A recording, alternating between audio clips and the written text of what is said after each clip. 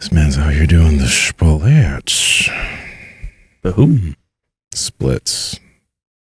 You know, for Rosa, I didn't know what ATG stood for a very long time.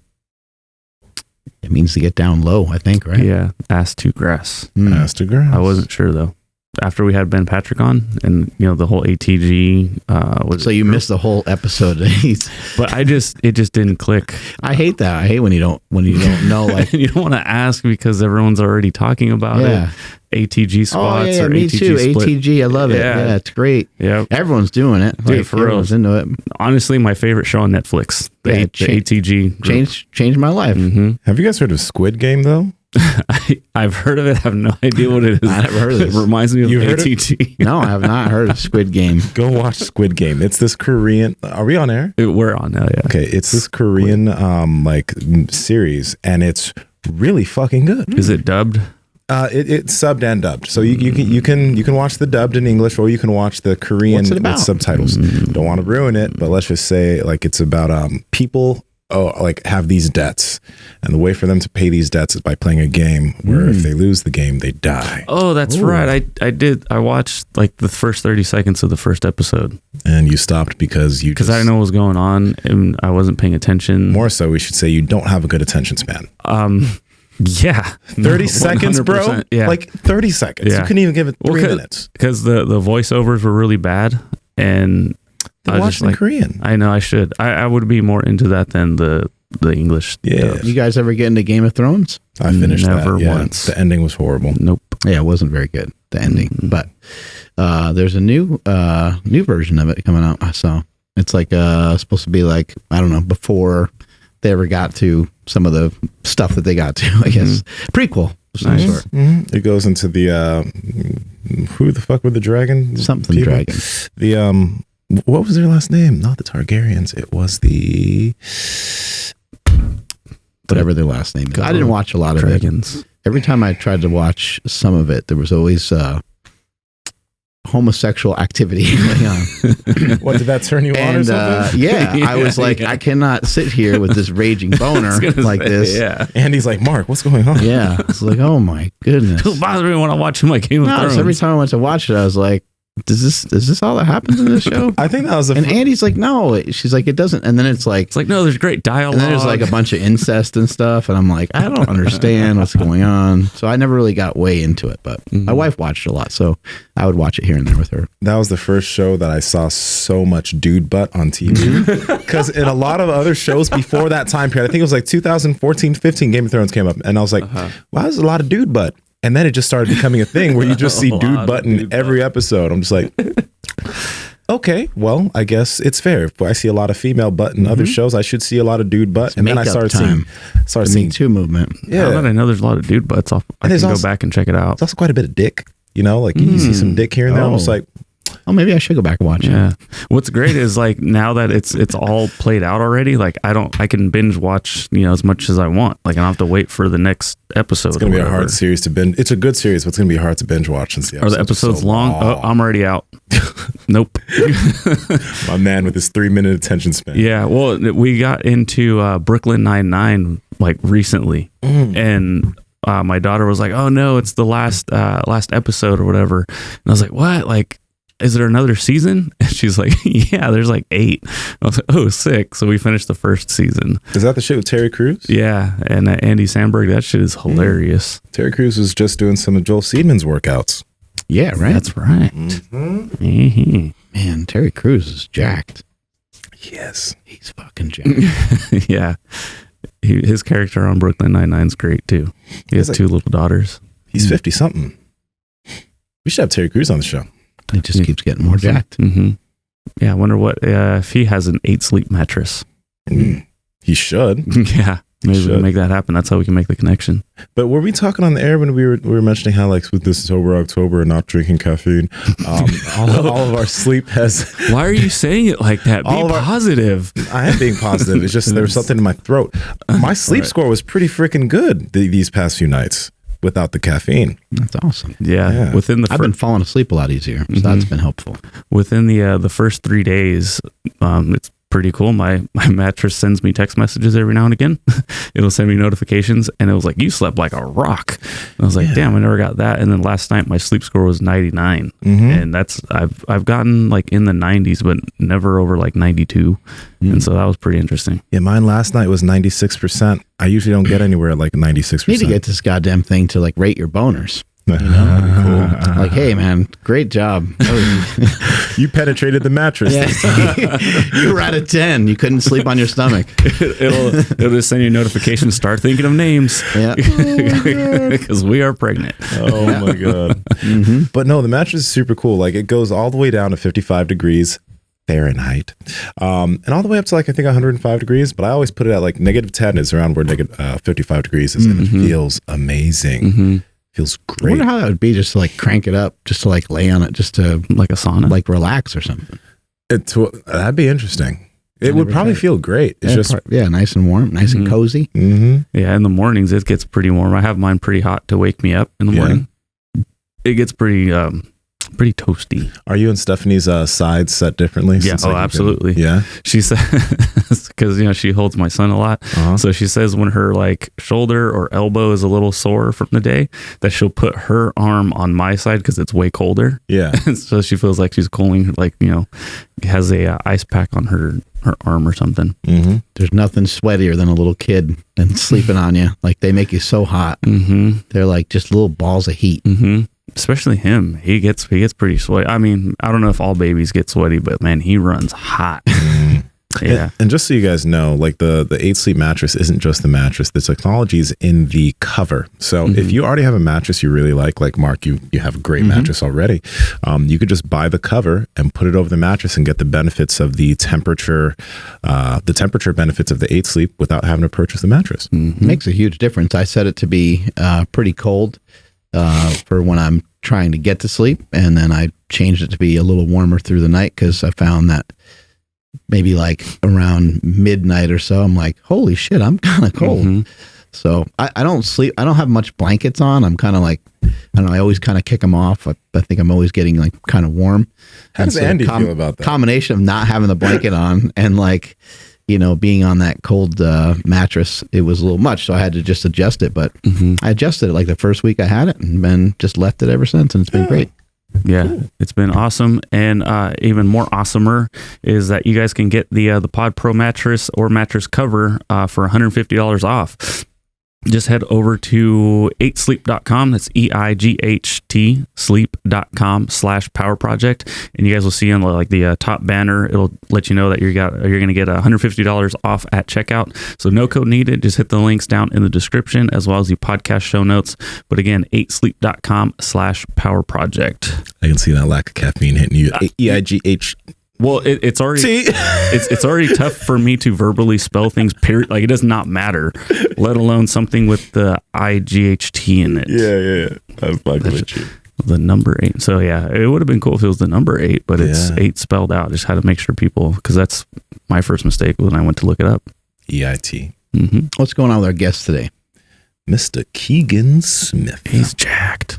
Yeah, as you're saying, he is a disciple of Poliquin. Yeah, he works at Ben Patrick. His mobility, but also strength through all these different ranges. Like if anybody goes and looks at his page right now, literally just go look up the ATG Mentor on Instagram. You'll see all the wild stuff, or they look wild, but they're actually extremely practical. But you'll see the stuff he's doing, and it's just extremely impressive. The strength and mobility that he has in all these different ranges, and that's what they do over at ATG. But it's going to be a really good podcast because a lot of this stuff can be very applicable to strength athletes and help them just be healthier, more mobile, more resilient, more so, I think. I was checking out some of the stuff he has on YouTube, and some of what he says is very, very simple. Maybe not easy for some people to implement right off the bat, but just because it might be drastic change for some people. But when he was talking about nutrition, he was speaking the way that we've been talking about on this podcast for quite some time. He predominantly eats meat. He's a huge fan of protein leveraging, which protein leveraging is just you add so much protein to your life and to your diet that it makes it kind of harder to eat other stuff. You fill everything up with protein. And then he was like, after that, he's like, and you just pick if you think you need some energy or you earned some energy for the day, which I think is a good way of wording it. Then he's like, maybe you have some fruit, rice, or potatoes. And shit, man, that's the simplest form of dieting I think I've ever heard. Mm-hmm. And he's like, if you want, and if you like them, then you can throw in some vegetables. Vegetables can help fill you up. And that's a diet. And then he even talked about mixing in some days where you do a protein sparing modified fast, which is basically just in reference to going very low carbohydrate and very low fat on a particular day just to yield a specific result. You don't want to do that for a long period of time because you can mess with your metabolism, mess with your hormones. But maybe for a day, maybe you go about 50, 60 grams of fat, keep the protein real high, try it for a day or two, and then go back to your normal, resume your normal diet. But I think that is a really good strategy for people to tighten up a bit, people that are already kind of lean. I think other folks that are have excessive amounts of weight to lose, I don't think they have to worry about some of those kind of smaller details, but he's got great information. Yeah.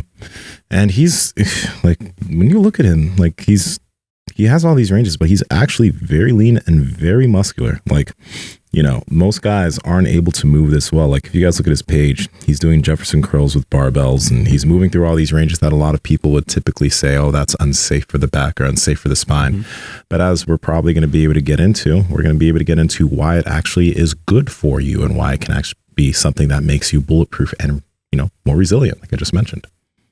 He was talking about some stuff I saw. He was talking about strength training. And he actually is just like, I'm just going to show it to you. And he just starts doing pull-ups.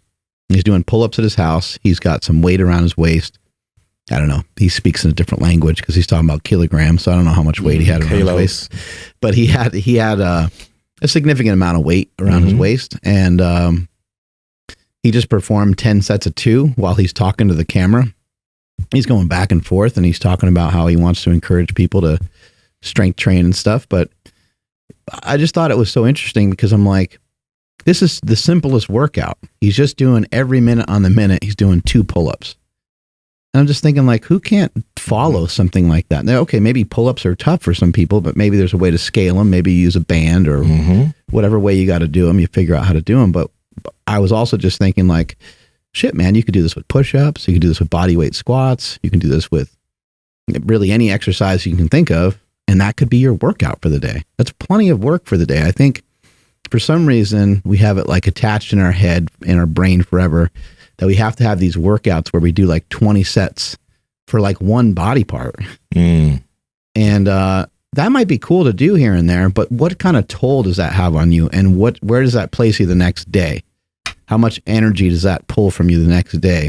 Anyone who's ever been competitive and actually competed, you know that like it's not a great idea to do a whole lot of stuff the next day after a competition.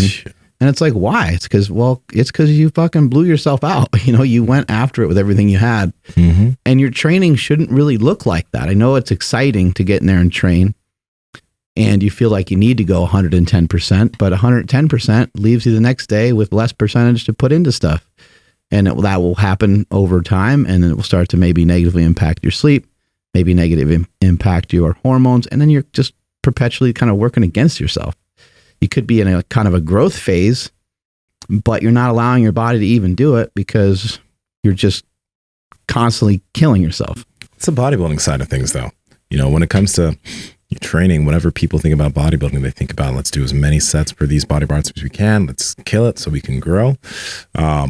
And short term, that might feel good, but long term, you got to be careful with what you do there, And I think that a lot of the stuff that we're going to be talking about here, no matter if you're doing bodybuilding or if you're doing powerlifting, a lot of these movements or a lot of these concepts as far as like short range and long range strength, these things can be easily, without messing up any type of program you're doing, they can be added to any type of program to bring your body benefit. That's the thing. It's not like this is a whole different style of training that's going to overhaul your powerlifting goals or your bodybuilding goals or whatever goals you have. If anything, it's just going to amplify what you're currently doing and allow you to do whatever you're doing for a longer period of time because your body will be more resilient. Normally so yesterday I did some squats. And then when I was done with my squats, normally I would think, okay, leg press or stiff leg deadlifts, leg curl, maybe glute ham raise, but instead of doing any of that, all I did was I did my squats, probably did like 6 sets of squats, had a pretty good workout in, dragged the sled forward and backward a couple times. And I did some shoulders. And the reason why I think that way nowadays is because this morning I got up super early and, I got in a walk run. I probably ran further today than I ever have before.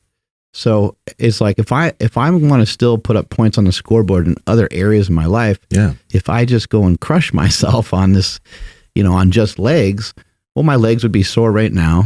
They'd be sore for tomorrow. I would probably talk myself out of running. I'd be like, oh, dude, you should probably cool it because your legs are pretty damn sore. Wait till they're recovered a little bit more to run.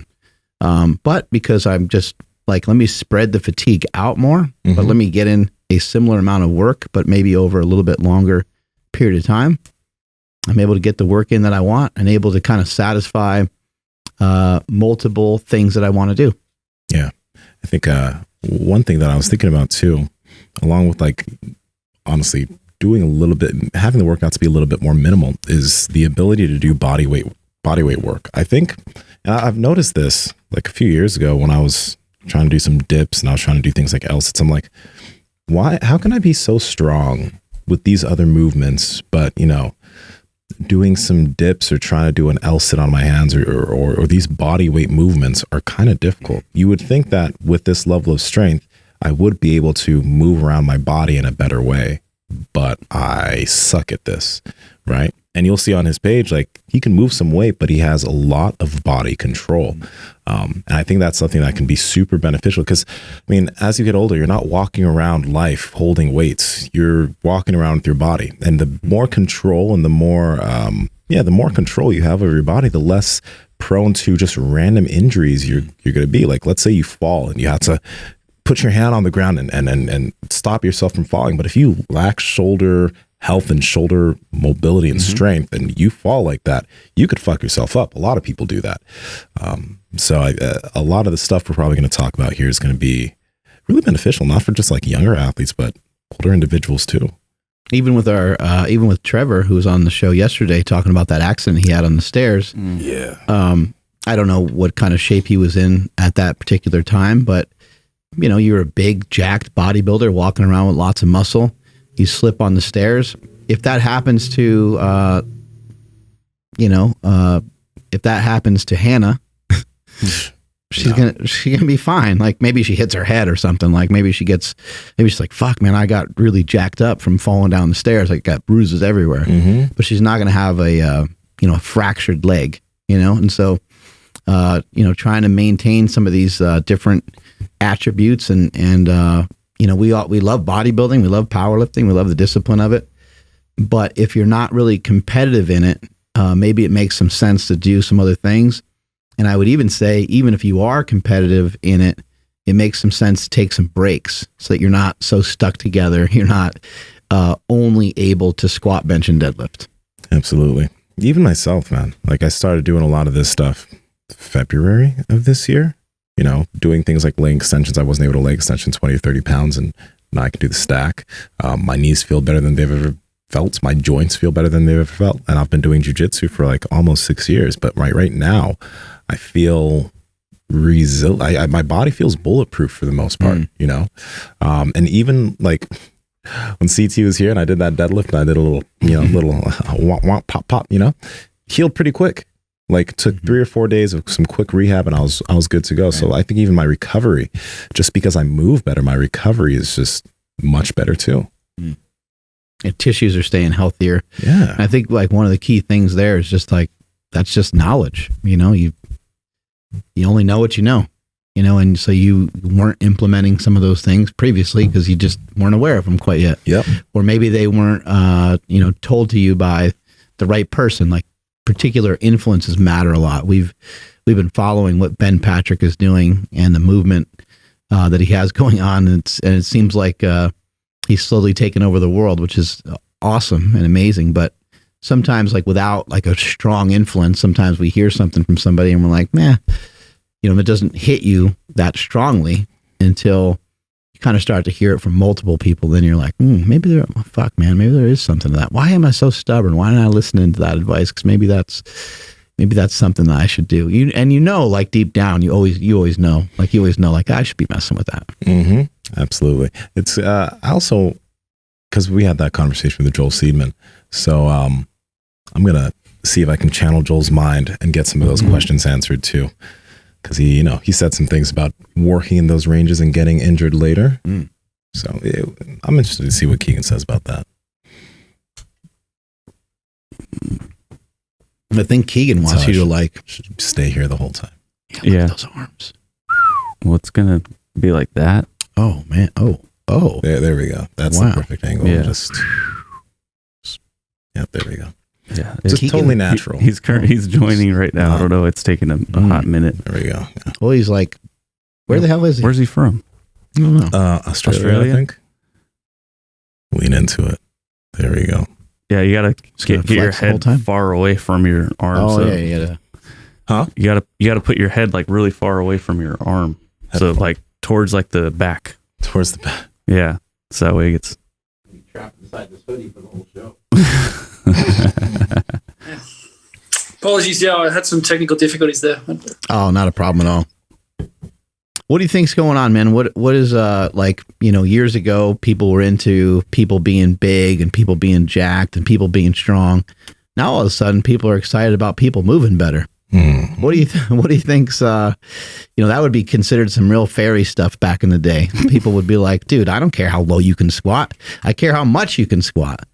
What do you think the obsession is nowadays with people moving better rather than just lifting more weight? Yeah, it's a good question. I think it's probably a better question the other way. How did people lose track of actually wanting to move well and just wanting to see how much weight they could put on this thing and shift it around? I think it's kind of the default should be how do we human? And then the secondary should be, how do we compete in this other strength sport? Or, I think that's the fundamental thing with sort of ATG is like we're coming at it from the angle of like, how do we enhance what the body's already meant to be able to do rather than, do some other thing for the sake of winning a medal. I think that's the difference in the angle. And it can be quite addictive, I think, once you get to it. I think you guys have experienced it as well to some extent. Once you start to get that feeling of, okay, yeah, I can get out of the car a little bit easier and, things don't hurt as much. And that can be quite addictive as well. I get it. It makes a lot of sense. So like ass to grass in comparison to like carnivore, neither one of those things is new. Like we've always had human movement. People have forever been on diets that are primarily meat. And these are kind of like things that are callings back to the way that we probably are meant to be, maybe. 100%. I think that's a good lens to look at most things through.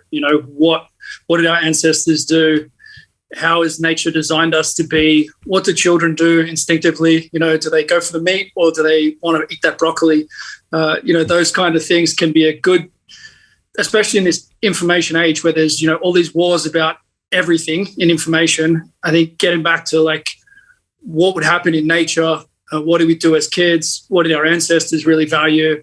I think that lens can sometimes be a little bit less confusing and more reliable than kind of what's the latest research, which, you can always pit those scientists against each other and they tear each other to shreds, right? Yeah. Keegan, before we get even deeper into this, I want to first kind of understand, because you mentioned like, what we used to do. So with you and the way you live and even the way your kids live, what do you do differently from other people? Like, for example, I don't stand. I don't sit much anymore, because when you think of a lot of athletes, like maybe they have a desk job and then they have to go try to perform in a gym or on a field, and they need to like warm up and stretch and do all these things where typically they wouldn't need to if they just did a few different things as far as their lifestyle is concerned. So what does your lifestyle look like outside of the gym first, so we can kind of understand some of that? Yeah, I think whenever you stand with the majority, it's time to analyze your position is a good quote. I don't know whose words they are, but it's a good line. And yeah, most things I've probably tried to do in a different way at some stage. And like you guys, I like to experiment with things. So, I've done things like sleeping on the floor. I've done long fasts. I've done the barefoot sort of shoes and, spend a lot of time walking on stones. I'm a huge fan of, getting full body sun. In Australia, there's a huge sun phobic movement. Everybody wants to, get out of the sun and avoid skin cancer, which obviously we don't want skin cancer, but the solution might not be avoiding the sun always. Most things when you analyze them, you probably, personally, I end up doing something different to what the mainstream kind of approach is. Sometimes I do stupid things that I then realize, that's actually not the path, or it's a different, but it's bad different. So I'm a huge fan of getting that personal experience, and then you can really speak with more authority, or at least like be true to yourself. Maybe you don't have authority to others when you do that crazy stuff, but at least like for yourself that this is what I've experienced. This is real to me. Tell us about sleeping on the floor. That's pretty fascinating. Like, did that work out at all for you, or what's the deal with it? Yeah, I quite like it. Katie Bauman, Move Your DNA. I don't know if you guys have come across her work, but it's probably my favorite book in the like movement realm.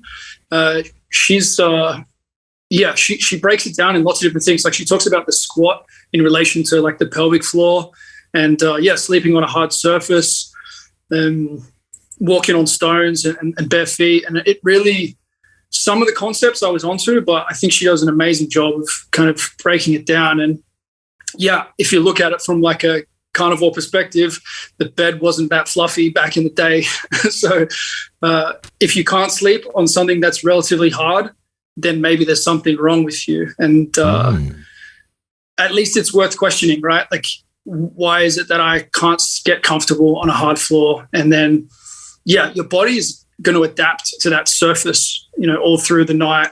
So you can think of it in some way like the foam roller and things, where by having pressure on an area, then you kind of desensitize it to an extent. So maybe people become hypersensitive to pain and being poked and prodded because they don't have that hard pressure on their body that, we had from a historical perspective for like 8 hours a day. Like, it's not an insignificant thing, the surface that you sleep on.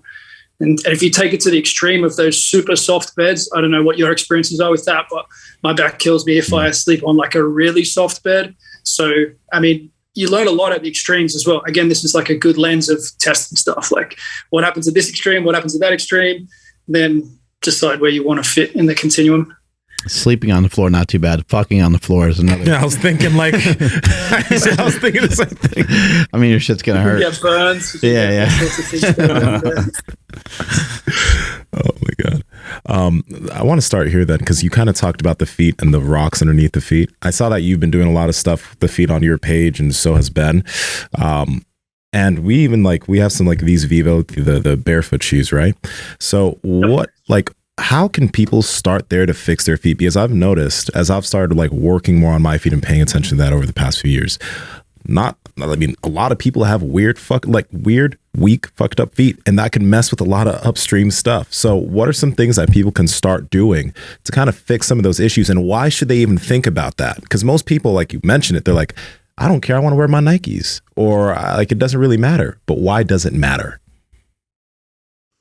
Yeah, I think it's cool to have some Nikes and, wear whatever you want to wear sometimes. And then you should also consider, what did your ancestors do, or what do you want out of your feet? What are the best athletes? What are they capable with their feet? I think, those kind of lenses. If you can build more strength in the feet and make them, able to sprinting bare feet or walking across really rugged terrain, especially stones are good because they don't cut and that sort of thing. Mm-hmm.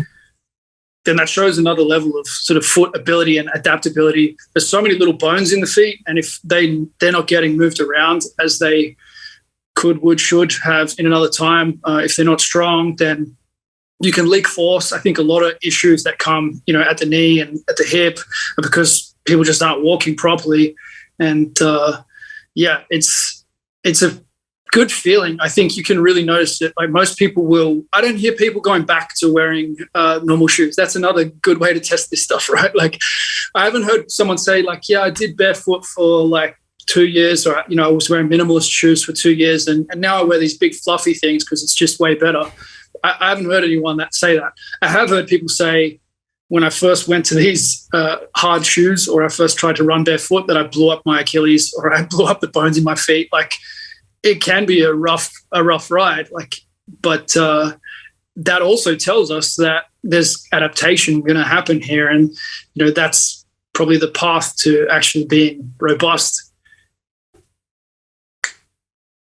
I've had some mobility issues over the years, from years of powerlifting, and like, I guess maybe just not paying attention to some of the things that you're talking about. And I tried to keep things in what I would consider to be full range of motion, but I've seen on some of your videos, you're trying to intentionally take things to an extreme. And when I was like learning how to lift and stuff, people would consider that an extreme. Like, they would say, don't move in those range of motion. So I was always kind of shy to move into some of those range of motions, doing something like dumbbell flies or movements like that. You would keep them a little tighter so that you wouldn't tweak anything. And then again, we kind of go back to the same principle. You can use more weight, you could use more weight. Maybe you can feel the muscles differently, or maybe you can argue better.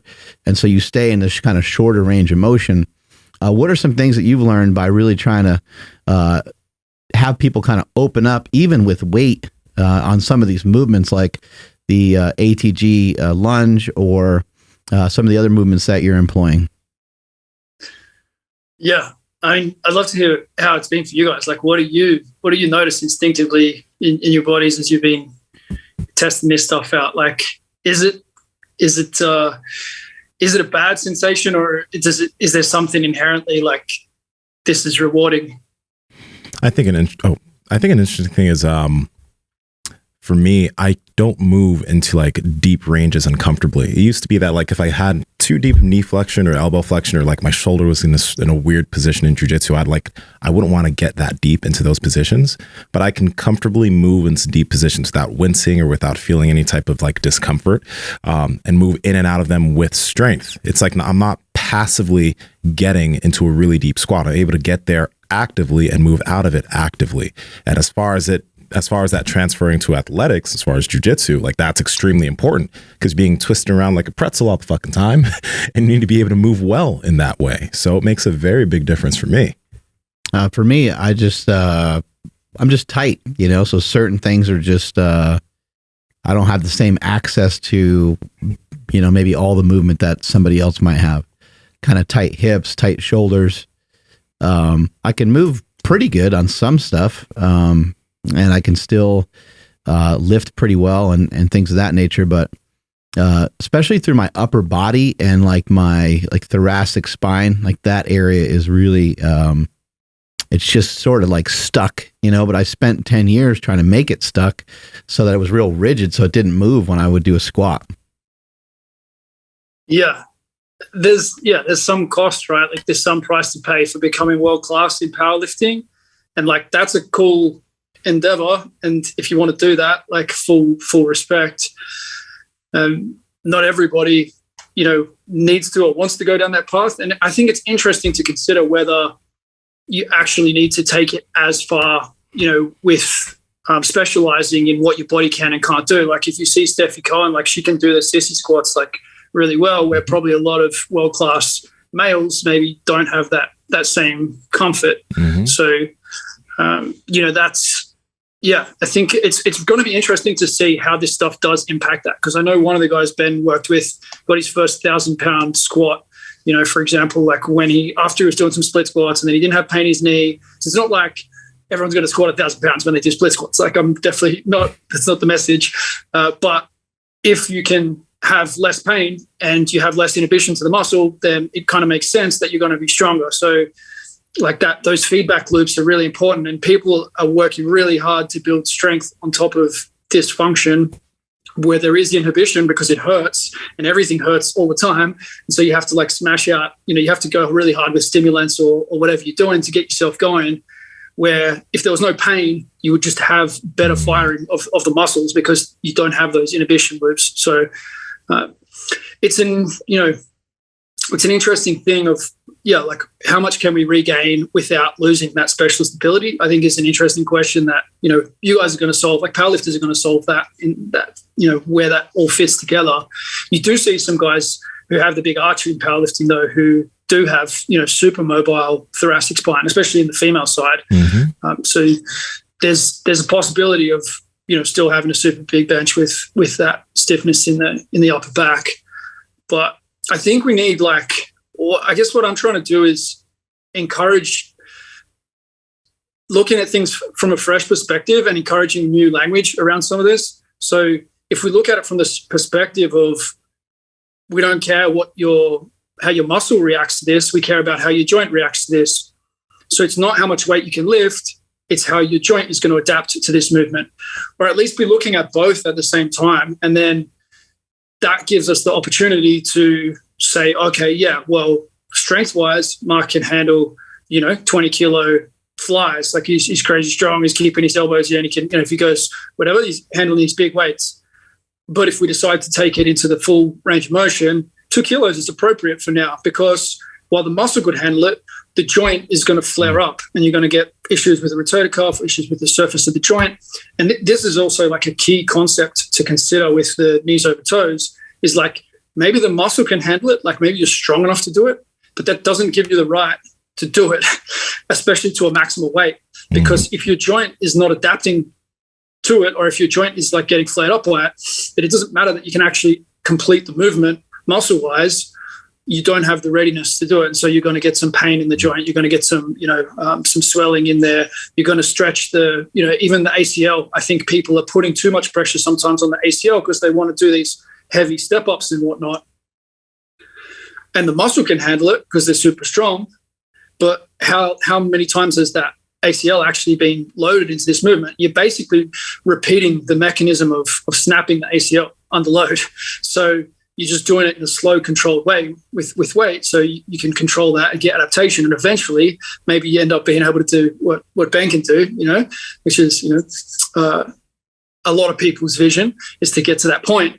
But we need to look at it from those two perspectives, I think. And if we look at it in that way, then we don't have any bad exercises anymore. We just have exercises where, okay, the joint's not ready for that. And so I can't, even though the muscle can handle it, I'm going to tear the joints to shreds versus the alternative, I'm really happy that you talked about that, because, when I started doing this stuff, I had to start from the freaking shittiest regressions. Like, I was kind of pissed at myself because, like, when I was doing some step ups, I wasn't stepping up or down on anything. I was just going on the floor and starting there because my knees couldn't handle it. But it progressed slowly, and that's why, like, my knees were able to get to where they are now. But whenever I talk about any of these movements, or I put any of these movements up, people are still saying, and people are still wondering, that can't be safe for your knees, or that can't be safe for your elbows, or moving through those ranges of motion. That's going to cause a lot of problems, right?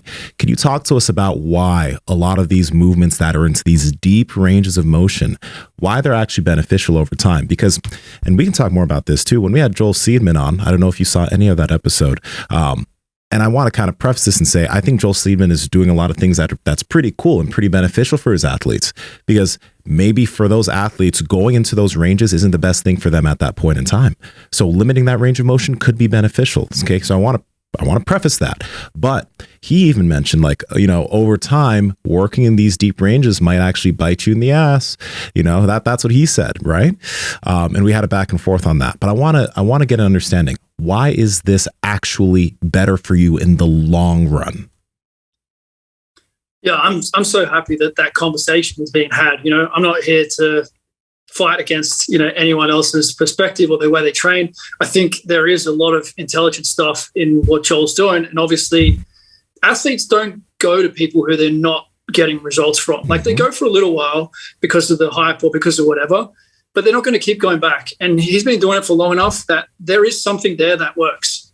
Now, it's kind of the opposite of what I do and what I talk about and what I used with professional athletes that I've worked with, but that doesn't make it wrong. And I love the way, you're describing that, of like, there are components of this that could be very, that are very beneficial. Like, I'm a huge fan of partial movements. Like, I think that, Louis Simmons, taking that to the extreme in powerlifting, like building on the old time knowledge and doing it with bands and chains, is just, a next level genius. And it's had such a huge flow on effect especially to athletes. Like, I can see the argument against that stuff for powerlifting, because of specificity. But for athletes, it's phenomenal because it's about physics, it's about force, it's about tension. And it just makes so much sense to come at it from the angle of, accommodating resistance. And so partial repetitions are part of that same conversation. You can't have accommodating resistance being really smart and partial repetitions being super dumb. And there's a lot of partials in ATG, especially on the knee side. So, yeah, I mean, the full range stuff, it doesn't actually necessarily, it doesn't even work like strength training. Like, it doesn't have to be considered like strength training. You don't have to do it for the muscle. You can do it for the joint. And if you do it through that lens, then you don't have to max it out. It doesn't have to be like, you're bursting through your left eye with the spleen coming through the left eye, as Charles Poliquin used to talk about for strength training. Like, it's not that. And I think if we can separate it, that's why I think the language is really important of like, is this a joint dominant exercise for you? Or is this like short range, long range, extreme long range? Like, this vocabulary probably doesn't mean anything to half your listeners, but just that concept of, okay, like, is the joint the limiting factor here?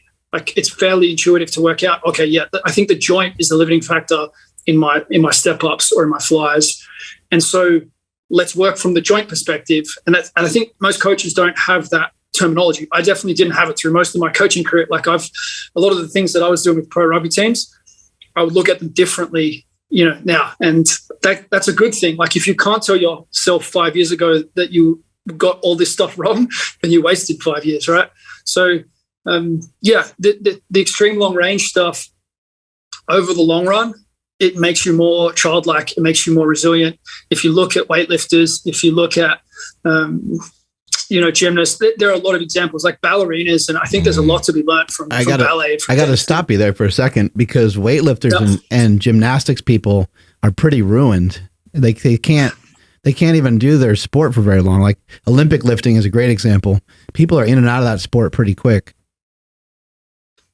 That's a good point. And it definitely can shred you depending on how you do it. You will also see some of those guys who are in their 70s, 60s, 70s, and they're still able to jump, so the devil's in the details. If you train 6 days a week and you're not on a great diet and you're on a bunch of anabolics and you have to get to the Olympics or you don't get to eat, then that's a whole different, circumstance compared to someone who's using those movements in a different way.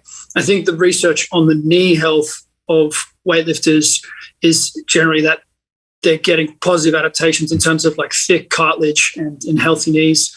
I love that podcast. I don't know if you guys ever caught the Jersey, someone who was on the Tim Ferriss podcast, and he was talking about taking a guy when he was 60, and he was at 60, he was like messed up, broken, and by 70, he had like a good snatch. Wow. And he was, so if you take 10 years and just focus on movement quality, that guy at 70, if you can snatch at 70, regardless of the weight, like you're doing pretty well. And I think that's, again, just like how you use the tool makes a big difference. So yeah, at the top level with weightlifting and gymnastics, you're right. Like it's gonna shred some people.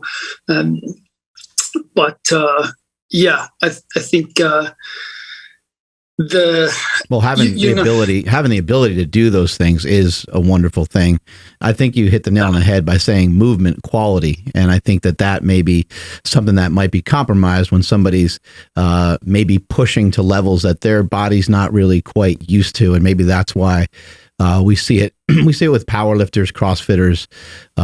We see it in all aspects of athletics. Whenever somebody's pushing the envelope and they're pushing maybe a little above and beyond what their body can really handle, they're going to fall apart. But if they start to gain access to what you're talking about, they start to gain access to being able to have better quality movements, who knows how long they could do it. Maybe that person can end up being like a Tom Brady, playing in the NFL for 22 years and still cranking. Yeah. And that's also one of the things that Joel was mentioning. He was talking about how like, oh, you see what some of these athletes do over time and they're going to end up messing up their knees. But the big thing that we were talking about, it's like the dosage of this stuff. If you can take some concepts of what they're doing in weightlifting and gymnastics and add that in a reasonable way into somebody's program, they're not doing this every single day, but they're doing some of these movements at not a crazy high percentage in terms of intensity every fucking day, this can be something that actually helps them be more resilient over time. But if you're a weightlifter and you're doing those movements at max intensity or close to max intensity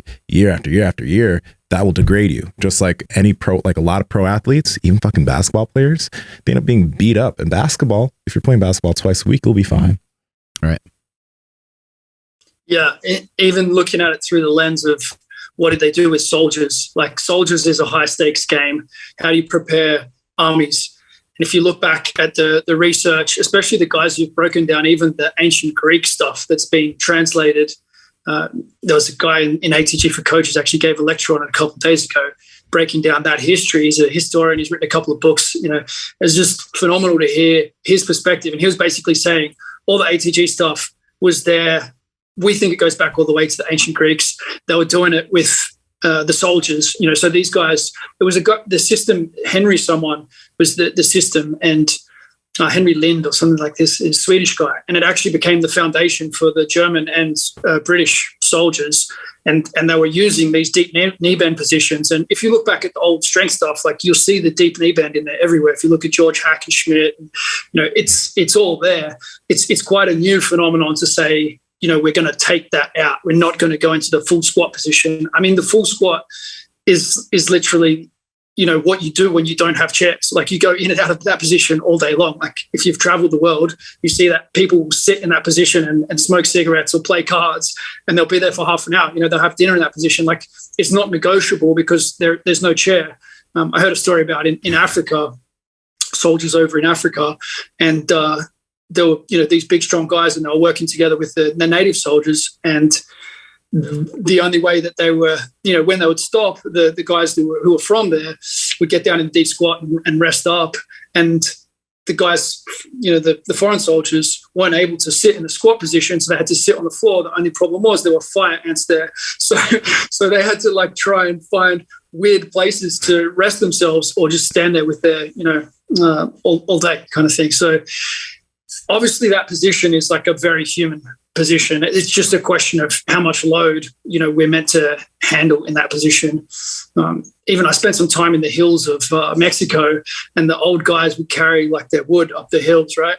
And so they would have the wood on their back, and they would get out of a very deep squat position, and then they would carry that thing up the hill. You know, I was in the mountains or down the hill, and the kids would sometimes have that as well. So it's knees over toes all day there. Like, there's no choice about whether you're able to deep squat or whether you're able to get your knees over toes in time.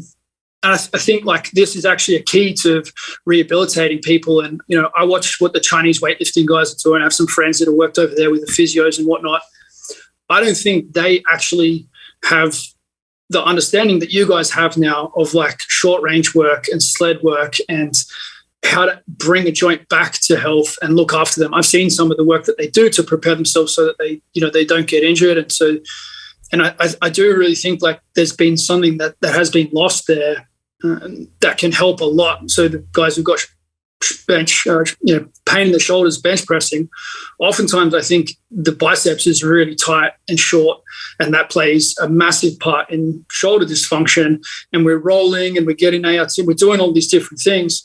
You know, I actually saw you getting ART off Charles Poliquin, Mr. Bell. That was, yeah, it's good stuff. But you know, like, if you can take some tension out of that bicep, how does it impact the shoulder mechanics? Yeah, that's yeah. There's so much to be considered, and it's going to be interesting how it kind of unfolds into different fields, I think. How much work does someone need to do that, you know, in your experience? I realize it's going to matter quite a bit, but just say, like, entry level, somebody's, I don't know, just has some, like, jumper's knee. They got, like, knee tendonitis.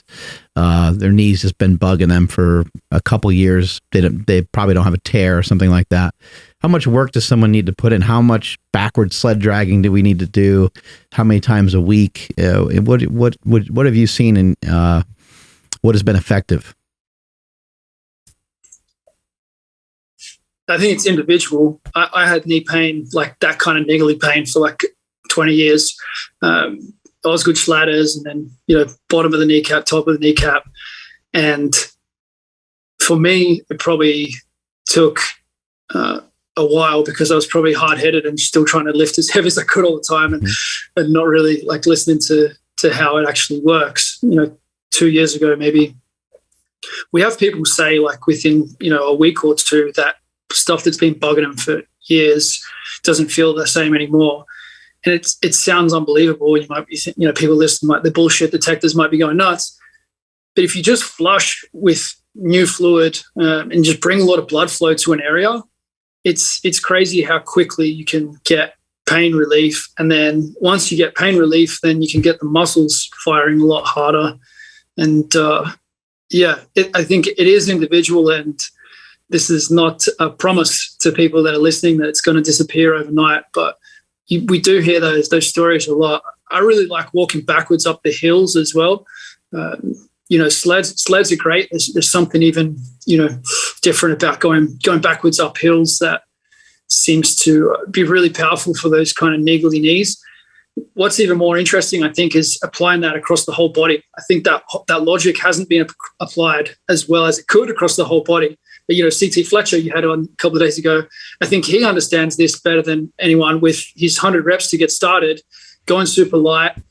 If it's tricep pushdowns, then we're talking about short range. We're not stretching the muscle, so there's less connective tissue activation. It's a neurological movement. It's a movement that's going to bring a lot of blood into the area without challenging the connective tissue a lot. And then later in the workout, you might be doing skull crushers, or you might be doing, French presses and some of that stuff. So I think when we understand that logic and apply it across the whole body, I've just seen a lot of people get over, that niggly tricep tendon issue, the same as the knee issues, and it can be used at any joint really, which is something that I wish everybody knew.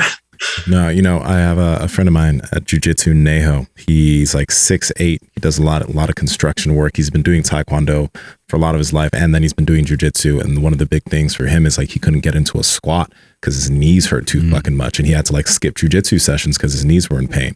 And the other day we were talking because we're gonna have that seminar with Ben here. He's like, I gotta fucking make it over there, because he's like, now when I'm working construction, I can sit in a squat and work. And he doesn't feel that pain. Like he just bounced down into a squat. It's something he hasn't been able to do in years. And he's fucking 40 something years old. So that was, I think, 5 months for him, 4 or 5 months, where he has abilities now that he never used to have because of all the stuff he did as far as sport and the stuff that he did as far as work. So this stuff can be crazy for people's joints. Yeah, it helped me pretty rapidly as well. Like by the time when Ben was here, pretty much since the time he's left, I've been keeping in some sort of knees over toes stuff, even if it's just the backward sled dragging.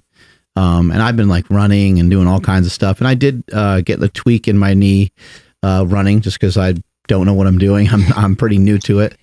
And just kind of went right back to some of the basics, messed around on the slant board a little bit. Did some of the, I think they're like Peterson step ups. And one thing I thought was really interesting, I'd like to get your thoughts on this. Ben, Ben is pretty brilliant. And he just mentioned stuff in passing and you're like, oh wait, that was actually really cool. I don't even know if he recognized that he said it, but he and I were dragging the sled backwards. We were going back and forth. He's got to turn everything into like a race or a competition. So he's like, all right, now we're going to, go a little faster. We started to go a little faster. Obviously you start to get a crazy pump in your legs. And he said, the goal is to get such a pump that you can't hurt yourself. And I never heard anybody say anything like that before, but that one like stuck with me. And I'm like, holy shit, like he's really onto something with that. If somebody just, that's listening right now, just picture going into the gym, get a pump in your legs on something like a leg extension or leg press, and then get into your normal workout. I mean, I would be completely shocked if your knees actually still hurt or if your hips hurt after you got a really good quad pump going. So I think it's something for people to try. People that have elbow pain, shoulder pain, try getting a sick pump before you start your workout. It may diminish the actual strength a tiny bit, but over time you'll get used to it and you'll get in better condition. Yeah.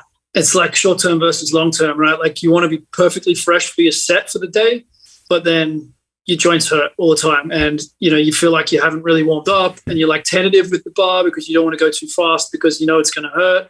You don't want to let the bar come down as fast as you need to. So I think it's like long-term versus short-term. It's so easy to get wrapped up in like, I need to hit my numbers for today. And I've found actually that you can often hit better numbers when you have like a longer warm up and there's just no pain there and everything feels amazing. Like, I don't know, like, is that, yeah. Does anyone do that in the powerlifting world? I mean, the sled work, right? Like in at Westside, like Louis will do the sled work before, getting into the heavy lifts. So, absolutely. Sled work. I used to do a lot of curls before I'd bench press. I would do like 6 or 8 sets of curls just to get my arms and shoulders kind of ready for the workout. Matt Wenning does a lot of stuff where he does what he just calls the Wenning warm up. He might do like 4 sets of 10 or 4 sets of 25 even with various weights. And he'll actually he'll use some periodization for that. Like week 1, he'll start real light with higher reps, and then he'll bring the reps down and he'll just get stronger and stronger to the point where he's doing, 4 sets of 15 to 20 reps with 100-pound dumbbells before he starts his actual workout for the day. He's a really strong guy, so for him, that's not really that crazy, but it also brought up his general physical preparedness. And I think still now to this day, I think he can still bench over 500 pounds any day of the week. I mean, he's just always walking around that strong. Crazy strong. Yeah, it makes so much sense. And I always look for those, correlations as well. Like if you see a bunch of the strongest people in the world doing it, then the average person going to the gym probably doesn't need to be that worried about how much it's going to take away from their, 5x5 at 100 kilos or whatever it's going to be. Someone like me, I'll be looking at those people at the top and saying, what are they able to get away with? And increasing that GPP is probably a really good goal anyway. If you are smoked from doing, 4 sets of 25, then so be it. You probably doesn't matter what you can lift for one. And it's probably not that impressive anyway if you don't have the work capacity to get through that. So, yeah, I think it's such an important thing for people to consider, because textbook training will tell you, like, your A series, you have to go in fresh and just warm up, and if you're doing low reps for the day, then you warm up with low reps as well. And that may be fine for some super healthy, young, elite athletes. But for most people, most of the time, it's probably better to, take that approach that you're talking about there with a massive pump and just, not being too concerned about what impact it has. Because over time, it's not going to make any difference really anyway. If you're, if it's a common thread and then you go into your competition fresh, like the chances that you're actually losing something are very, very minimal. Can we talk about maybe just like 1 or 2 movements for each of the main joints? So for example, as far as like short range and long range for like the shoulders or the elbows or the knees, so that athletes can somewhat have a takeaway of things that maybe they can regress and progress slowly. And the big thing, guys, is if anything he talks about, progress it slowly. Don't add like 50 pounds to whatever we talk about here and go do it. You'll fuck yourself up and you'll say it's his fault. So can you just help people so they can visualize kind of what movements we're talking about within short range and long range for the different joints? Yeah. So the short range is where the connective tissue is not being stretched. There's no stretch in the muscle. All the tension is going to be just muscular. So you can't lean on the connective tissue at all. Where the long range movements, you can actually lean on the connective tissue. So when you're doing RDLs, like the bottom, it stops because you can't go any further. Like something has to snap for you to go further. So you're leaning on the connective tissue. And that's what makes it a long range movement. So if there's no stretch in the end position, then it's not long range. And so for example, for the tricep push down, or even a barbell tricep kickback. I'm not sure if you guys are you're a fan of the kickbacks with the pink dumbbells and all that and the spandex, but like the barbell kickback is actually, you can get a massive pump and there's very little connective tissue stress with that. Now, all of these movements, if you make them heavy enough, you can challenge the connective tissue, like with the step ups or the sled. Like if you take a super heavy sled and you try and go flat out with it, then you can still challenge an injured knee or like damaged tendons, because there's still going to be tension. You're not getting that double tension of already being under stretch plus the muscle contracting really hard. So yeah, if we go like barbell kickbacks for the tricep, or even press downs to make it less extreme and more kind of so you won't get kicked out of the gym, and then you could go for like your French presses for the long range, where you really get that stretch and you want to be able to get the bar or the dumbbell as far down the back as you can. There are a lot of subtleties with this, but I think it makes you think freshly about strength training. So the French press is going to tear the muscle up a lot more. So it's going to be a lot more anabolic because you're going to cause more damage with the stretch. We know that the stretch is going to, cause more bleeding to the muscle. So someone who already has like high systemic inflammation, you might want to go lighter or easier on the long range stuff. That person who comes to you who looks like a heart attack risk, focus on concentric, focus on short range, and just go light with the long range stuff and just build their body into it so they can get into the positions, but you're not using that for hypertrophy and tearing things up. But if you really want to like grow a muscle, then the short range stuff is going to be nowhere near as effective. You can get a lot of pump, but it's not going to just shred the thing so that you bleed a lot and you get swelling after and all those sorts of things where so you're going to get more of that out of the French press than you would out of the kickbacks. And that's why people shit on the kickbacks, but it's just because they didn't know about short range. And so they didn't know, okay, actually has a part to play. If you've got sore elbows, you should really know about this. And then you can actually, go and grow some new triceps because you're not getting that inhibition from the pain. To try and stick with examples, I really like the lying bench curl. It can start with like a 45-degree incline curl, which Poliquin was a big fan of, like the incline work. Mm-hmm. Once you get the elbows behind the body, then you really start to lengthen the bicep. The lying bench curl, you will actually get a lot of pec minor as well, which is obviously an area that is really tight for a lot of people. So you can really tear up the biceps and lengthen those pec minors. A lot of strong guys will want to start that with like 5 kilograms. And you'll be like, oh, I can curl the 20s, I can curl the 25s, whatever, pounds conversion. It's not too complicated, 2.2. But, you've got to start with a lot of strong guys will have to start with the light dumbbells or they feel like the tendon is going to snap. Okay, so we have to consider it from the joint perspective or from the tendon perspective rather than the muscle perspective. And this is like the key differentiation that we need to have. So gradually work into it. If you do the short range stuff first, then everything's nice and warm, lubed up. Then when you go long, then everything will be, it'll be much smoother and you won't, you'll find it's a good thing to test. Like anyone can experiment with this. If you try and go in cold and do like a light long range curl where you flies and you're like, everything I feel here is connective tissue. I can't really feel the muscle. It kind of hurts. I have to be really slow with it. I'm really tentative with it. That's long range in action. Now, if you go and do spider curls, facing down into the incline bench and you're contracting the muscle where it feels kind of crampy, that's really a short range movement. It's going to be neurological. It's not going to be great for muscle growth, but it's going to be great for switching the muscle on by connecting the nerve to the muscle.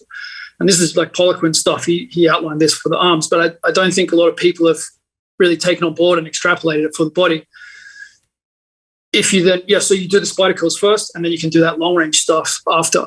And there's nothing wrong with mid-range positions as well. You can do like your standing bicep curl and those sorts of things. I think a lot of the mountain dog workouts, he used the short, middle, and long range really well. And he was one of the few coaches, I think, that seemed to have that systematically in his programs so that you get the adaptation that he wanted. I don't know every coach's programs, but like that was one where I thought like, he's got this. And in Charles's arms programs, you could clearly see that.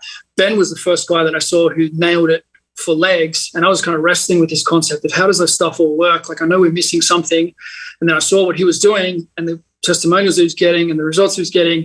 I was like, the world really needs to kind of know about this. And I mean, it's part of the reason guys like you have picked it up is because there's something there. Like there's obviously something there that isn't common knowledge or wasn't common knowledge. And you can look at it like, it's just a bunch of exercises.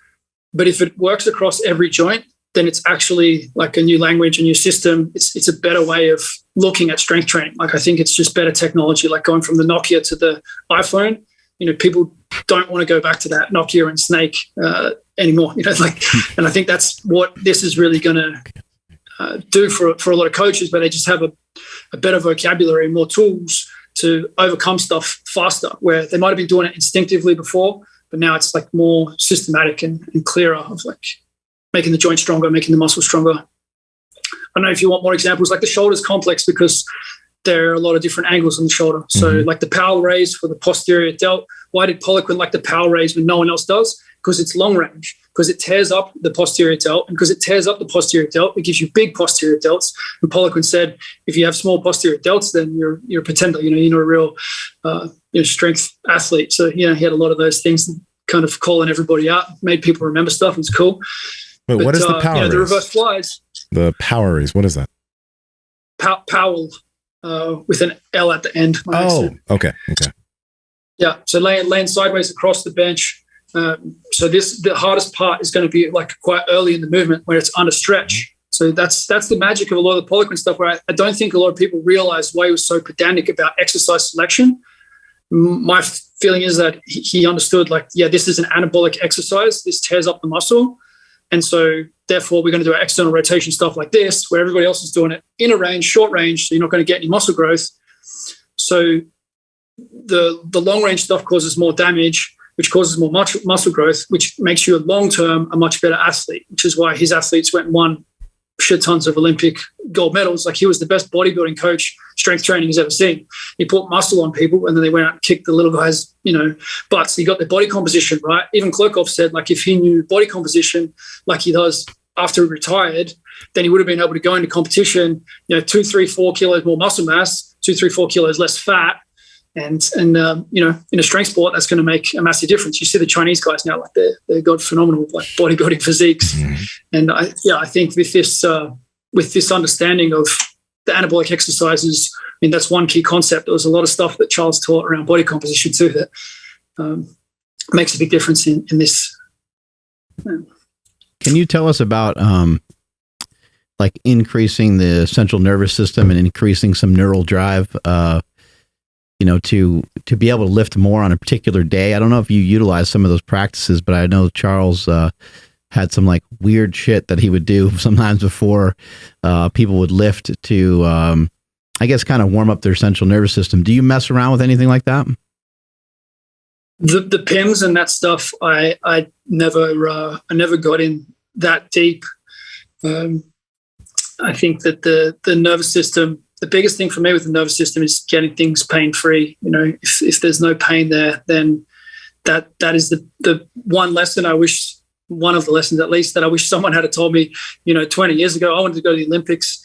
Everything hurt when I was a young guy, like trying to train hard, and I didn't understand why. And I think that's, one of the key lessons is if you can understand the blood flow stuff in the short range, then maybe you get out of pain, and then you get to get stronger, and then you get to get faster.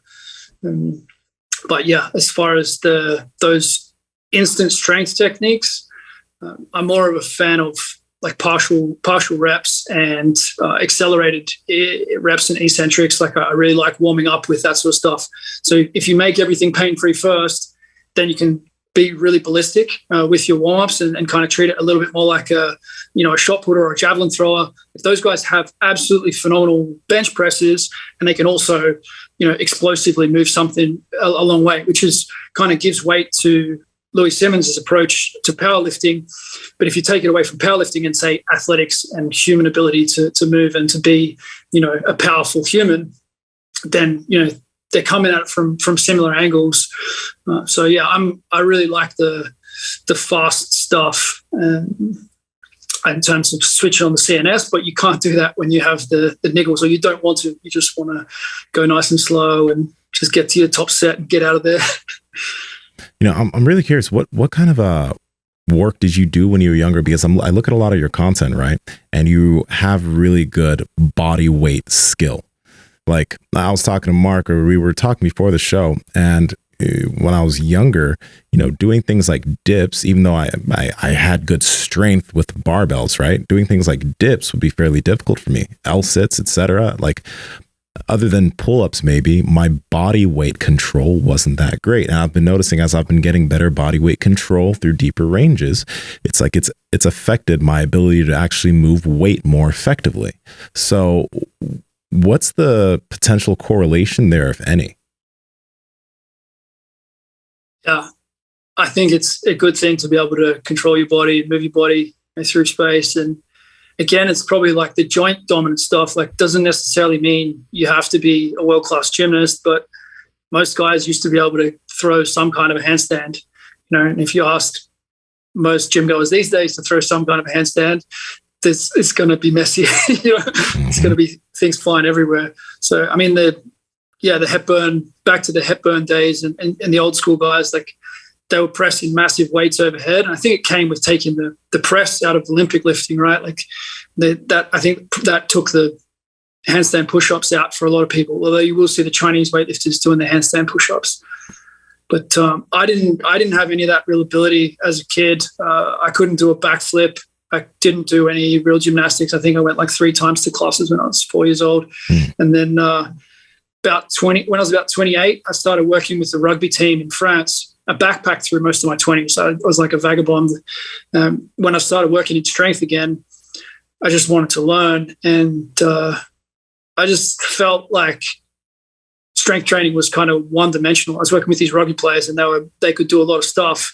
And I was like, I really can't do a lot of stuff. And the more I train these weights, the less I feel like I could go and do that stuff with them. And so I just started to play around with it. And obviously, it started to pick up some momentum, I guess, YouTube and Instagram and all that stuff. So yeah, I worked on an L sit, worked on the handstand, muscle ups, and I guess I have a bit of, I like to try the new stuff, And then I was a student of Ito's for a while. I went to Portal I went to Thailand for 6 days with him. The day after the team I worked with won the grand final, I flew to Thailand and had that private internship kind of deal that he did, and I went to a bunch of his workshops. And he's a genius. I think that his contribution to strength and just challenging people to look through a different lens, I love that, and I respect it so much what he's added. And again, a Poliquin student, who took it in a different direction. And I think it's I can't do any of the stuff that those guys can do. Like I'm nowhere in that class, but I watched what they were doing. I wanted to be a part of it. I wanted to understand it to an extent. And I did a gymnastic body stuff as well. I went to Denver and did the internship type deal with Coach Nsima.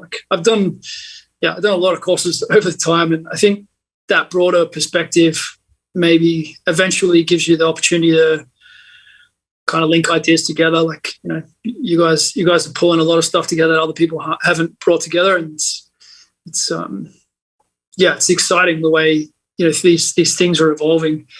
I think that strength training is like in its infancy. In my mind, it's like the Stone Age, the Wild West. Like everyone's just coming out with stuff and doing their best, and then maybe 10, 20 years from now, we'll have some good systems. Like if people were building bridges and skyscrapers like we do strength training, it would be a dangerous world to live in, But I think we're making progress. I just think if we can be humble enough to think that we probably haven't got that much of it worked out yet, and we can do this stuff a lot better, then we probably will, versus like trying to be right about everything and defending views. Obviously, I'm presenting a perspective here, but I love it when people say like, you missed this and you missed that.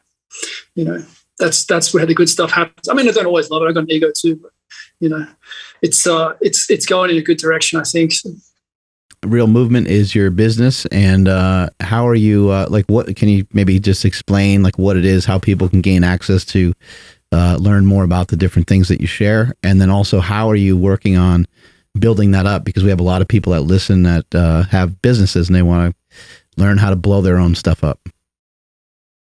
Yeah, so I actually parked Real Movement. I was working that business for 7 years, and then at some point there, like I was working with Ben, and we had a bunch of his stuff like within Real Movement, and together with some other guys. And my vision is really to help great strength coaches or coaches that have really good ideas to, get those ideas out. And I really love the entrepreneurial side as well, like yourself.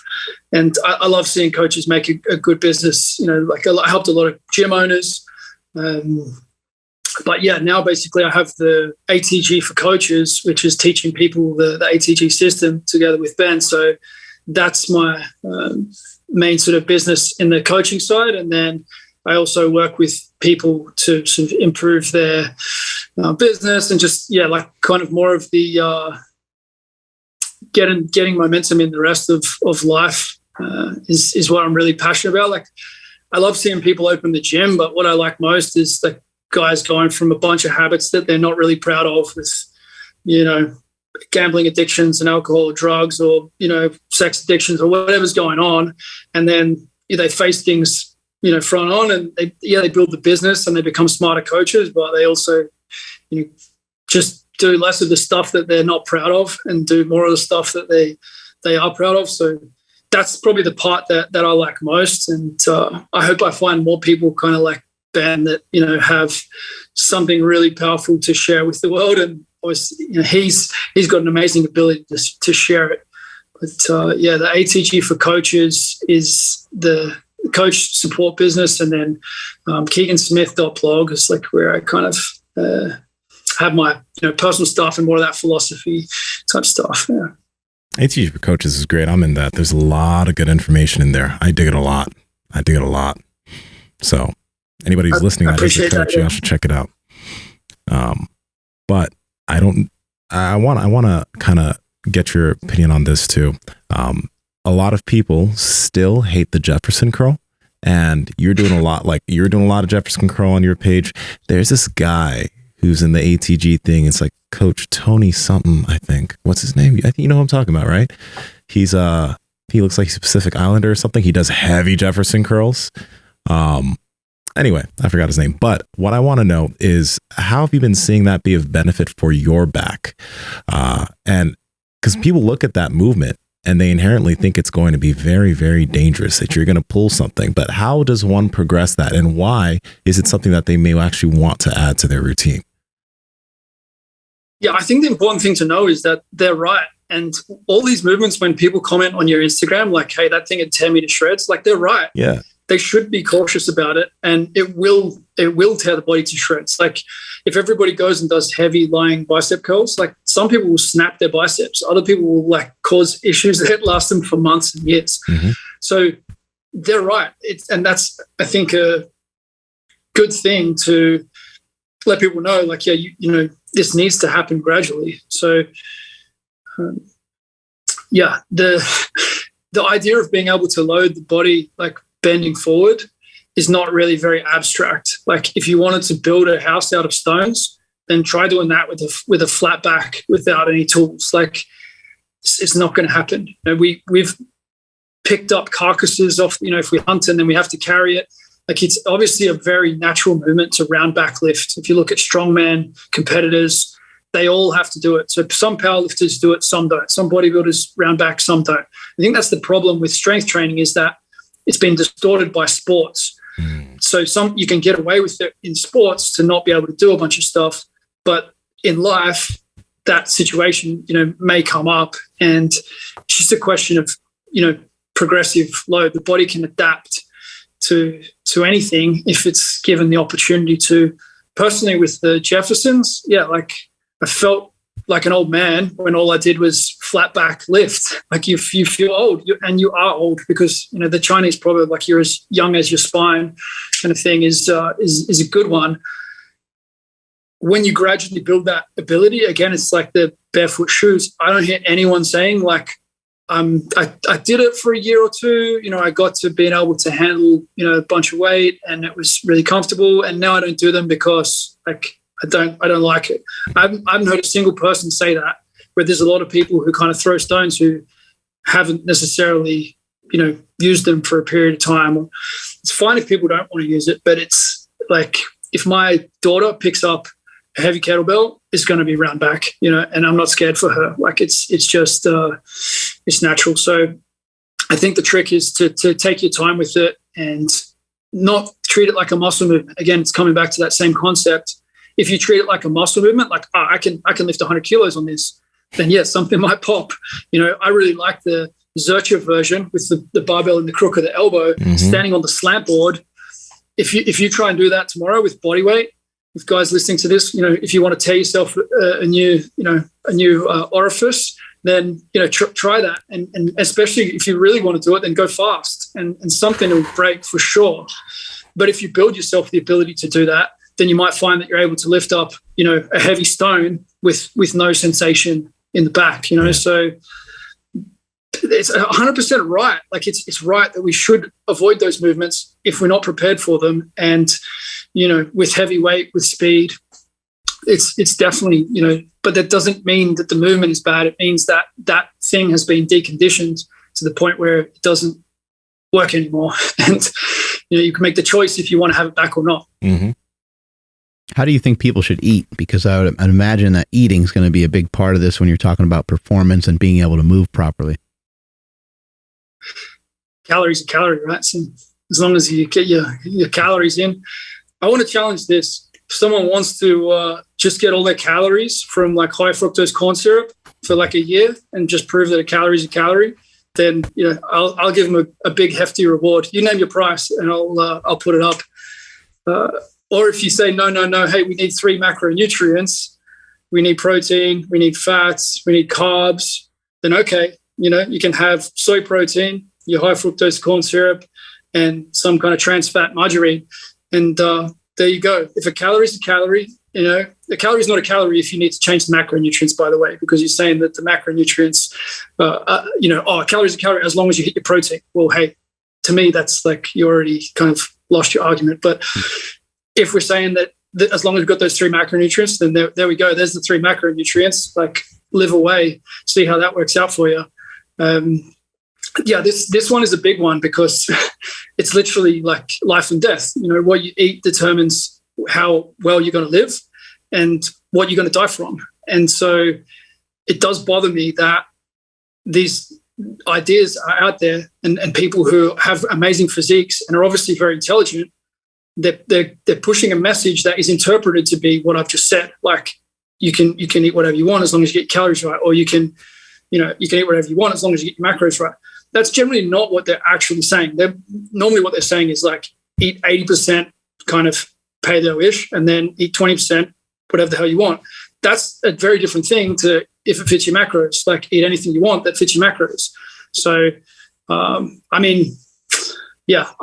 played around with a bunch of different diets. I tried vegetarian for 9 months. I did like basically a vegan diet for a little while, like a few months, and a lot of fasting. So I was doing like keto vegan and a bunch of fasting. Imagine how I felt, but I thought I was like reversing all sorts of, cancer that I didn't have and whatever. But I like to experience and experiment with these things. Like, if there's a really strong idea, there's so many books written that tell you, all you need is like green veggies and life's going to be good. And, I tested it. In my experience, it was terrible. Like when I did the vegetarian diet, I couldn't put on any muscle. I wasn't recovering from training. I got warts, for the first time in my life. I had like warts popping up. My immune system like really just was not good. I fell into like, more depression. Like at the end of that time, because it was like, I was traveling as well, but I ended up with like chronic fatigue and I was just a bag of shit, So the worse you've been, I think the more you start to care about this stuff. And I don't know if you guys have always kind of been on top and healthy, because I know you play around with some of the same nutritional stuff, but I think the worse you've been, then the more sensitive you are, the more authority you have in some way to sort of say, well, this really makes a huge difference. So to answer the question, I'm going all around the world here. Like, I eat a bunch of meat, fat, connective tissue stuff. Like the Paul Saladino type deal is really good for me. I've done full carnivore for 6 months. Like pretty much religiously. And then I've played around. Like now I've got some dairy in. I'm in Montenegro at the moment. They have like the most phenomenal dairy, like cheeses and stuff, like these cream cheeses. And so far so good. Like I'm doing well. Like I'm not getting any skin stuff, like acne on my back or anything like that, where I sometimes get that if I have too much like milk. But so some meat. At the moment, I'm having some cheese. I have some veggies if I want to. I'm not like religiously against them. I have some fruit if I want to. That's where I'm at with it at the moment. So it's pretty much, paleo-ish with a little bit of, Neolithic comfort in there with some dairy. But, it's not a religion for me. I'm just doing what feels best, and I can recover. I can stay lean regardless of how hard I'm training. So everybody should do what works for them. And so you're not weighing stuff and measuring out stuff and running around with Tupperware and things like that. So no, I've never counted calories like for more than a day or two, and I don't eat high meal frequency. At times I've tried to get to like, the biggest and leanest I can be. And shit, yeah. I've got to, some reasonable results. Like I was the skinniest kid. I was 65 kilos, like 140 pounds when I finished high school. And a lot of people would be like, yeah, I was around that as well. But I trained hard for like 2 or 3 years, and I was like trying to bust an ass to try and catch up to my friends because they were all like 10, 15 kilos heavier than me. And it just wasn't doing much. Like I had a really tough time. I was working in rugby and I weighed like 75 kilos. So, like 160, 170 pounds kind of thing. I was, the smallest guy in the room telling all these massive rugby players, hey, you got to do this to get big and strong and go and bash these other guys. And it's not the easiest thing. Like a lot of strength coaches actually do it tough mentally because of that. You're around these massive alpha guys, and a lot of I was nowhere half the man that a lot of those guys are. But gradually I did get some gains, and I would encourage people out there who feel like they have a tough time of it is to just continue to experiment. Put the time in. If you can build up your tolerance to training volume, people say it's 90% diet. Those people are either already bodybuilders or they're stupid. Like if you're training a bunch, then yeah, it's diet, right? Like if everybody's training at a super high level for a competitive bodybuilding competition, then the point of difference is diet. And if they can restrict calories and whatnot to come on stage, like in an unphysiological state, like in a state that a human would never naturally really be in, potentially.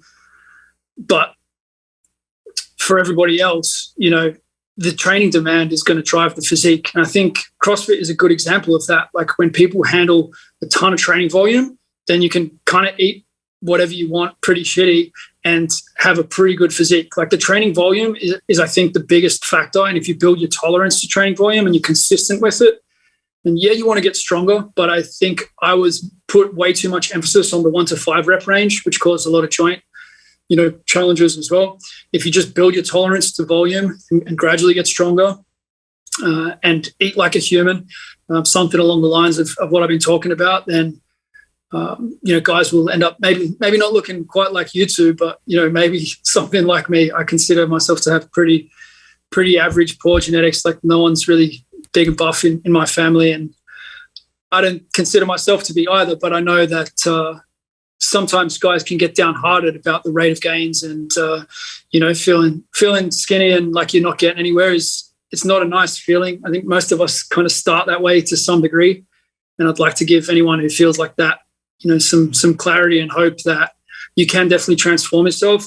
I looked at taking steroids when I was in my 20s because I just thought it didn't work for me. Like the internet was coming around. I was on the T Nation forums and everybody seemed to be doing it, and some of those guys looked phenomenal.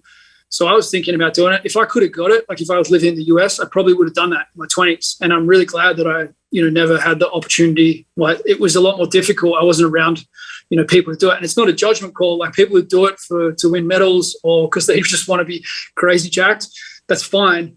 But a lot can be achieved without it. You're not going to be, the biggest guy. I won't name names who, might be somewhat not natty, but you're not going to be that guy probably. But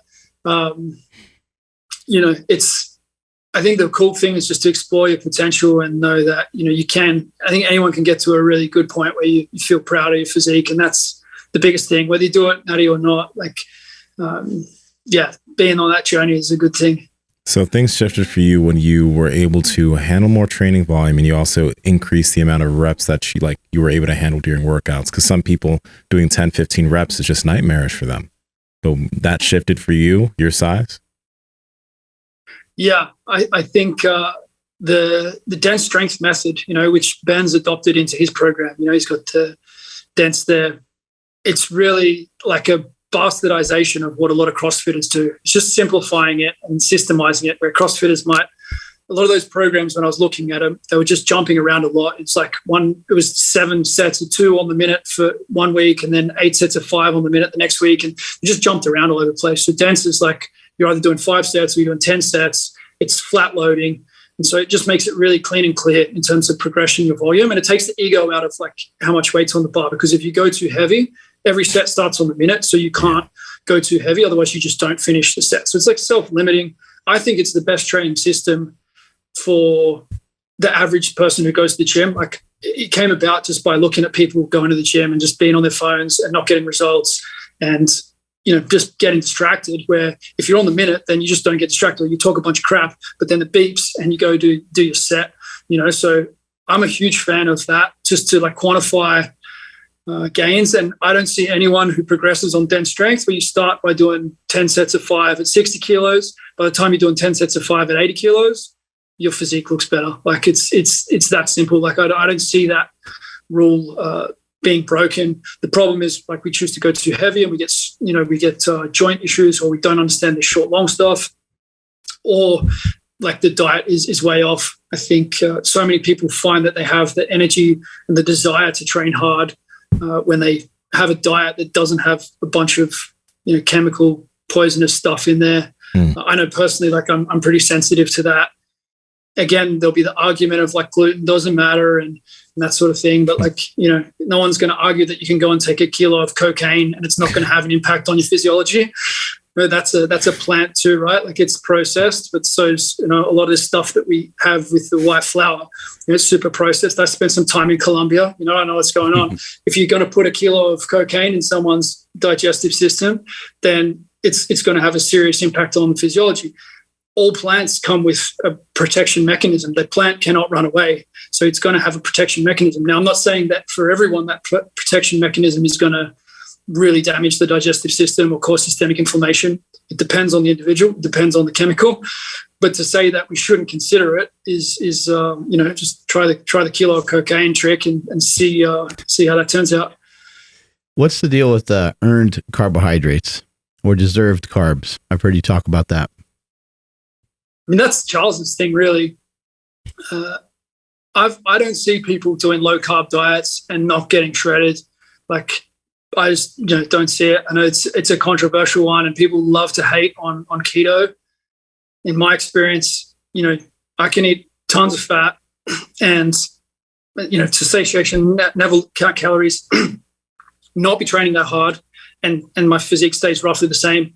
If I go and start eating a bunch of grains, I get soft straight away. Like I get fluffy and it changes quickly. So I'm actually not really that big on carbs myself. Like I don't do a bunch of refeeds and things like that. If I feel like a few pieces of fruit, I'll do it, but I'm not hitting like tons and tons of carbs. I'm also not trying to be a bodybuilder. I don't really, I'm not trying to gain size or anything. So for the rugby players, now, yeah, that's where it comes in. Like, okay, some of these guys, they're going to be hitting the rice, really hard, or potatoes, or some of those foods. And yeah, they can put on some serious size by having the rice cooker. And I think Stan Effending has set the benchmark with that. Like, I just love that clean approach to bodybuilding where the gut is actually looked after.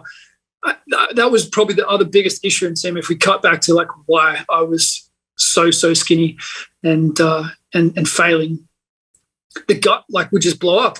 Like I'd have protein drinks and then I'd have digestive pain. I wouldn't want to eat for take a day or two for things to settle down, and all that time, like obviously you're not eating and you're not healthy. So yeah, I see you giggling there. What are you thinking about the guts? Nah. I was looking at my boy Andrew over here because I heard you talk about your gut, and he's like, "Yeah, I'm just back here listening, just like, yep, I know you're talking about me. I know. I'm just like, like I like carbs. I'm just they're my friends. They help me eat more food. But yeah, I'm just curious, how old are you?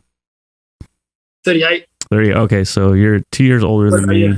Yeah, and okay. you were same hairstyle.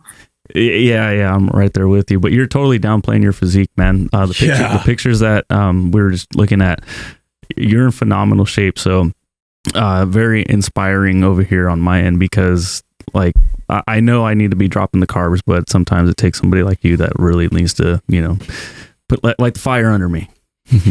Somebody a bit skinnier than those two guys that you're looking at all the time. I think that's what you're trying to say. Well, yeah, I know that's the other hard thing. I'm around these two monsters, so I'm who barely eat carbs. Who barely eat. They just fast. They fast 25 hours a day, and I'm over here like, no, I gotta get more calories in, because I do count my calories, and yep. They're just like, nah, we don't even bother. So I'm like, all right, cool. Well, I'll figure it out someday. Yeah. it'd be interesting, what you're doing with your training and the training volume side of things as well, because I find that that's probably, people don't analyze that as much as they could or push that as much as they could sometimes, and sometimes bringing back the intensity so that you can stay fresh neurally can really help to push that side of things. It's cool to be a monster, like I wanted to be a monster for a long time. I was around these rugby players. Like I worked with Sonny Bill Williams. I don't know if you've seen his physique. Sonny Bill Williams is like 110 kilos, shredded. The one that everybody kind of wants to be when they're 15 years old and thinking about how they're going to get their first girlfriend. You look at those guys and you think, yeah, like I just need a few more kilos. I just need a few more kilos. I just need a few more kilos. But it never really ends, where I think once you shift the goalposts a little bit and, focus on some of the range stuff, some of the athletic stuff, maybe the gymnastics, then you kind of get to be a winner as well without being bigger, which, can be good for some guys. And maybe I'm being soft and giving a kind of a second prize here, but life isn't too bad for me. I think life is better for me since I gave up on trying to get bigger and actually put on like 3-4 kilos, as soon as I stopped worrying about how big I am. So, yeah. We were just talking about this, how like, I think it was either yesterday or the day before, how like to get bigger, you need to start focusing on your performance. When you focus on your performance in the gym, moving more training volume, getting stronger, more volume, and you stop focusing on your body, you will get bigger. But if you're continuously just like focusing on your body and your body and your body, it's going to really fuck some people up as far as when it comes to falling in love with their training and doing what they need to do right in the gym. So that's totally right. I've definitely been fucked in the head about that stuff. Like if I didn't get that message across, like it definitely messed with me tough during the teenage years, early 20s. And, if anybody's feeling that, hopefully the messages here today will help you to, just enjoy life. And, it is good to make the gains. And I'm not saying like, don't put any pressure on yourself to be better. Like that's important. We're in a time of meritocracy. Like if you're really good at the moment, life is good. If you suck, then life is getting harder, by the day. So, be good and do better. But, more muscle mass isn't necessarily going to get you all the girls and all the money and all the things that, might have been promised. You might contradict me on that, Nsima, but... Hey, guys, you like cereal. I like cereal. Let's not eat the bad stuff, though. That's why we've partnered with Magic Spoon. Magic Spoon has #1 amazing macros: 0 grams of sugar, 4 grams of carbs, 14 grams of protein, and 140 calories per serving. You're not getting all the icky sugar that you get from normal cereal. Magic Spoon is the way to go. That's why we love it, and it fits our diet. Andrew, how can people get it? Absolutely. You guys got to head over to magicspoon.com/powerproject. You guys will see the variety pack. That's 4 different flavors, and it's really an awesome way to kind of dip your toe into this cereal bowl. So that way you guys can figure out which flavor you like the most. And when you go there, you're actually going to receive $5 off that variety pack. Again, magicspoon.com/powerproject. Links to them down in the description. Let's get back to the video. Where can people find you if they want to find out more information about you? Probably the Instagram, the ATG Mentor is where I am most active. I've made some lectures about some of this stuff that are on YouTube as well. The ATG Mentor channel on YouTube. I don't have that much stuff on there, but basically I explain a lot of these concepts that I've tried to get across today. I think they are pretty important concepts for those that are iron lovers. So, make of it what you will. Send me your love or your hate, whichever way. It's going to be all love, man. Once people see what you're able to do, it's going to be all love. Thank you so much for your time today. Really appreciate it. Yeah, it's massive thank you to you guys for having me on. It's an honor to meet you, and really appreciate the chance to have a chat. Hope to get over there someday soon. Awesome. Thank you. Catch you later. Thanks, guys. And this podcast was fucking amazing. The short range and long range strength that Keegan was talking about makes a very big difference. Like, for example, the bicep curls he was mentioning on the bench incline, those will like, you will feel those. You will feel those. And that's why a lot of people don't do them. But I like the concept of doing short range work, then doing long range work. It makes a lot of sense. I think that could be something that can help a lot of people out. Yeah, it makes sense. You get warmed up first. You do some like partial range of motion squats, and then you hop on the slant board and start squatting lower. I mean, it's like pretty basic stuff. I would imagine, a track athlete that's going to sprint for the day, probably going to walk a little bit before he starts sprinting, or do some drills that are very slow before they start running. That's a spider Carol. And he's out here talking like he's not jacked. It's gonna. I think he'll get into it. Oh wait, no, it's just short range in this video. But yeah, he's fucking jacked, man. No, he's in phenomenal shape. Yeah. And then was he talking about like lying dumbbell curls? That sounds like impossible. Lying dumbbell like curls. You're lying down. Like he said on a bench. Oh yeah, you're on your back. The bench is on an incline 45, and you're here. You're legit like right here. Oh. You're still on an incline. I thought he was talking about like going flat and trying to curl. I was that's so hard. Yeah. Oof. Yeah. This dude's mobile and he's strong as shit. And he's big, man. He's fucking huge. Who knew, man? Being able to move is a good thing. It's an amazing thing. Oh yeah, what is he doing? Like an overhead movement with both his hands like in the middle of the weights or something? Up a little higher? Up one. Right there. Oh. That looks really hard. Fuck. Oh, is it so small? Look at that mobility. Look at that range. That's craziness. Right? But that's the thing, man. Like, I think Steven was talking about it too, but when you think about a lot of these things, it's you have to dose it correctly. A lot of this stuff, like Jefferson curls, having that ability is going to be useful until the day you die. It's like, how much do you load it? Are you trying to do Jefferson curls to 225 pounds? You trying to like continue to load that thing? I like the concept of what he was talking about, that you don't treat these movements like you would when trying to just like get bigger biceps. Bigger biceps, you're slowly increasing the load and the amount of reps you do over time. With these types of movements, you'll take them to a point, and there's a point that you don't probably need to go any further. There's a point that you now just maintain the skill to do this range safely. Right. And that's why I think those like Jefferson curls, ATG split squats, all these deep movements are going to be so useful and can be so useful for people. Yeah. I think just if you feel like you're getting forced into position because of the weight that you have on your back. Oh, Andrew, go down. You should work on being able to move into positions without a bunch of weight slamming you into position. Mm-hmm. Andrew, go down one. That one right there in the middle. No. Yeah. You just fold it in half. Yeah. Oh, nice. He's doing like a RDL type thing. Yeah. Slant board. Slant board Jefferson's, I think. Look at his erectors. Oh, yeah. He's on a slant board, huh? Yeah. That makes it way crazier. Mm-hmm. Is that a Jefferson curl right there? What he's doing? Or is that actually, he's doing like, it looks like a Jefferson curl, but it looks like he's bringing his hips back like an RDL, like you said. Initially, it didn't look like his hips are coming back, because the Jefferson curl is just, you literally just bend forward. And you're here. RDL, it looks like he's kind of bringing his hips back and going down too. But either way, yeah. I love this stuff. Yeah.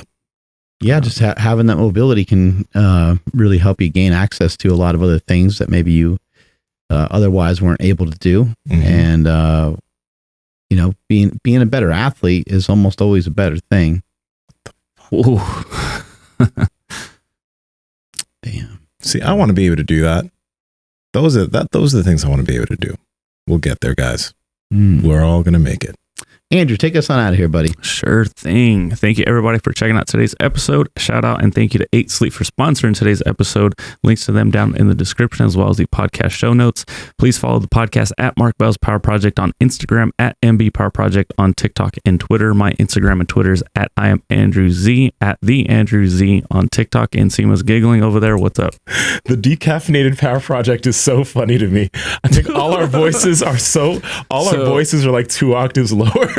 They're 100% yes, but also my voice still hasn't recovered from the Niner game over a week ago now. Oh, you just went to a game too, right? I did, yeah. I saw him against the Seahawks. Saw fucking Russell Wilson go nuts again. He's an animal. Mm-hmm. He's so good. And Metcalf, got to see that DJ Metcalf up close. Oh, how tall is he?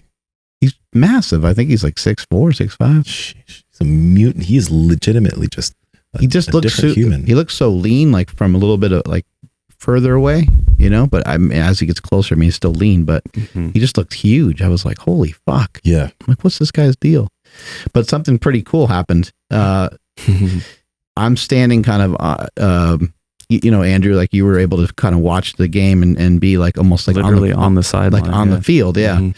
And so the fullback for the Seahawks, he goes like, sit down, and he goes, yo, Mark. Oh shit. And I look at him, and he's like, slingshot. He's like, slingshot. And he's like motioning like a bench press thing.